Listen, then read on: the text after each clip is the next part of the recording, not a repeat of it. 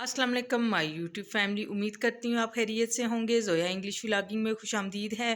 Friends, आज कुछ उर्दू के फ़िक्रात को मैं इंग्लिश में ट्रांसलेट करती हूँ, तो वीडियो फुल वॉच कीजिएगा।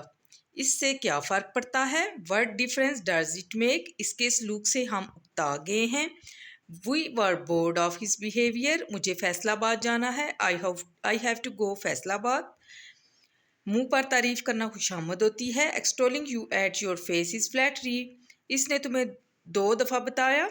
She told you twice. वो कभी कभार यहाँ आती है। She seldom comes here. तुम कब रवाना होगे? When will you leave? वो बस से उतरा। He got off the bus.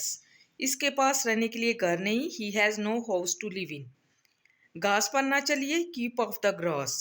गया वक्त फिर हाथ नहीं आता। Time once lost can not be regained. क्या देर हो गई है? Is it late? क्या मैं यहाँ बैठ सकता हूँ? May I sit here? गाड़ी अब दिखाई नहीं दे रही। The train is out of sight now. वो सोमवार को गया। He went on Monday. सुबह से बारिश हो रही है।